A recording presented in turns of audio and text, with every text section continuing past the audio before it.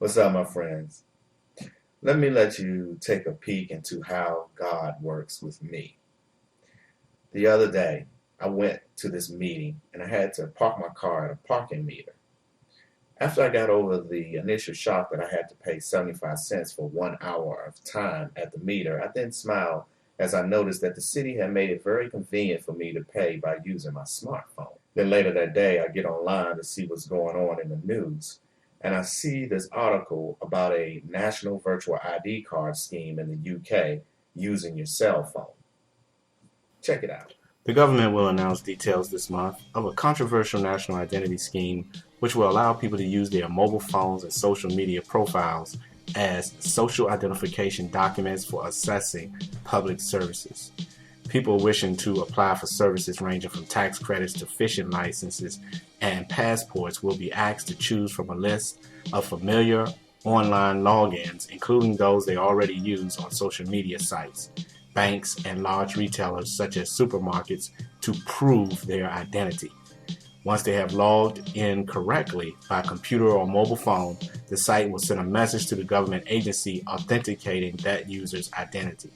The Cabinet Office is understood to have held discussions with the post office, high street banks, mobile phone companies, and technology giants ranging from Facebook and Microsoft to Google, PayPal, and BT. Ministers are anxious that the identity program is not denounced as a Big Brother national ID card by the back door, which is why data will not be kept centrally by any government department. Indeed, it is hoped the Identity Assurance Program, which is being led by the Cabinet Office, will mean the end to any prospect of a physical national ID card being introduced in the UK. The identification system used by the private companies have been subjected to security testing before being awarded their identity provider kite mark, meaning that they have made the list of between 5 and 20 approved organizations that will be announced on October 22nd. The Cabinet Office believes its new identity model will prevent login fatigue from having too many usernames and passwords and save public money by increasing trust in online services. The system is likely to be adopted by local authorities nationwide. The government hopes the identity system will form the basis of a universally recognized online authentication process for commercial transactions on the internet, boosting the economy and strengthening Britain's position as a leader in e-commerce. Okay, to me, this is not a coincidence. I am given the opportunity to use my cell phone to pay at a parking meter, and then that same day, I read an article about how there is a scheme to use our cell phones as a way for us to prove who we are by using already established accounts like Facebook to obtain government services.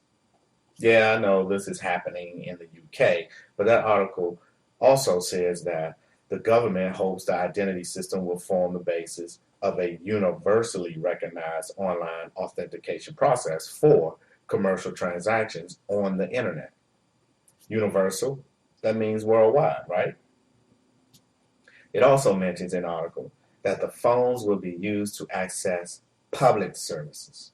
As soon as I heard that, the first thing that popped in my mind was food stamps and welfare. You got Obama phone? Yes, everybody in Cleveland, no minority got Obama phone. Keep Obama in president, you know. He gave us a phone. He gave He you a gonna phone. do more. How did he give you a phone? You sign up if you on food stamps, you on Social Security, you got low income, you disability.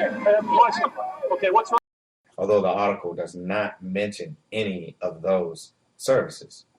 However, you can see how they might try and roll out anything that resembles and could potentially be implemented as the mark of the beast or a government control mechanism to the less fortunate or those who are controlled by the government, for example, inmates and or soldiers. By the way, have you heard anything about an Obama phone or a government free phone?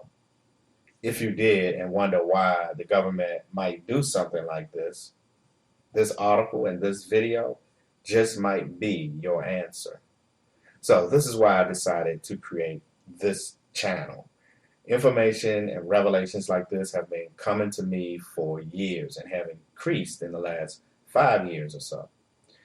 I wanted to document and share this stuff, and hence my YouTube channel I created called Kingdom Knowledge. I call it Kingdom Knowledge because this knowledge or wisdom is not obtained on my own or from any man. It is from the kingdom.